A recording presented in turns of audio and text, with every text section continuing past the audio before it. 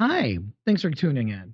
This is a special episode for a couple of reasons. One, me and a good friend by the name of JJ back in 2021, I was working at this particular job and I had to go to Temecula, California and be out there for about a month. And me and JJ kind of went and hit every facility that made handcrafted beers, meads, and wines. And one of the places that we fell in love with was Batch Meadery.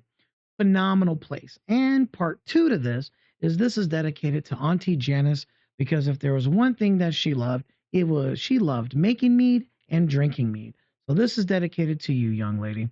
Now, with that said, I introduce to you from Batch Meadery, and this is a 2021. And right now at this recording, we are in the year 2025 in November. This is their Rendezvous Raspberry Chocolate Mead. And the ABV on this bad boy is, hold on now, I got to look at the light. 10%. It's a little hard because, as you can see, it blends in with the label a little bit. So I had to kind of look in there. Now, Batch Meadery is a cool place to check out. So I highly recommend this. They really do make very unique small batch mead. Also, I love the way they present all their items. Their packaging is just amazing. Very retro, I feel.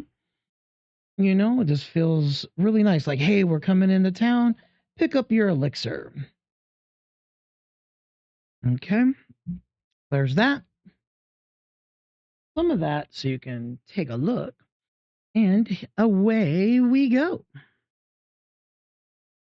Very heavy on the honey itself. You get small notes of chocolate and raspberry, but the mead itself is overpowering the fragrance tenfold. So almost smells. What's unique about certain meads is like for me, their quality really stands out. And not just for like when I pinpoint a good mead. I'm looking for like the waxy smell, like honeycomb. I'm looking for those things that let me know how raw the honey was. Was it processed? Did they put comb in it? Like these things really change a lot of the aesthetics of meat, and to the fragrance has that waxy, comey smell. So that's a good start. So that is fantastic. Now,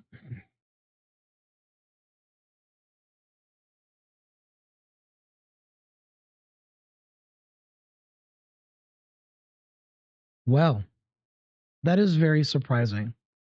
Mind you, this bottle was made back in 2021, back in May, and we're in November 2025. That's several years that it's been sitting. And I cellar all my stuff, right? I cellar it. There's a good way to cellar everything. I'm kind of speechless because this still tastes like the day me and JJ had it at the facility when they were bottling it. We were there when they were bottling it and we were able to have samples and it was like this huge like cool thing we were a part of. And that literally still tastes as fresh as the day that we had it.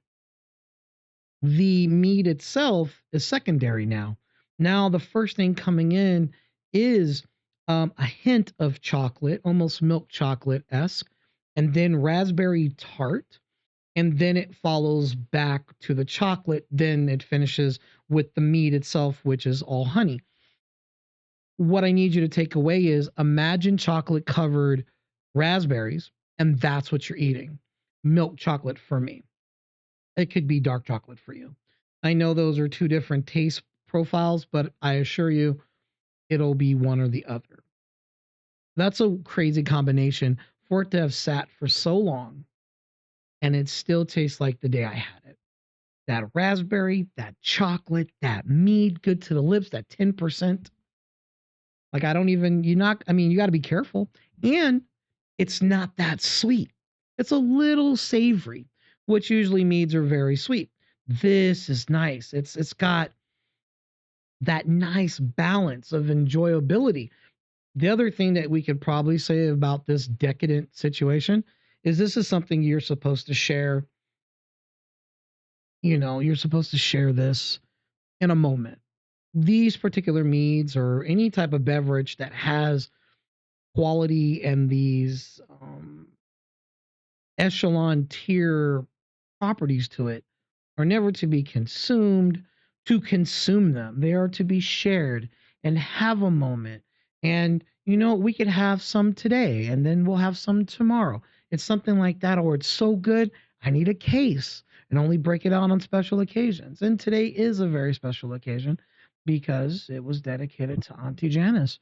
And that's all that matters to me. And that's all that matters for this. And I want to say thank you guys for hanging out with me on this experience. Until next time, cheers.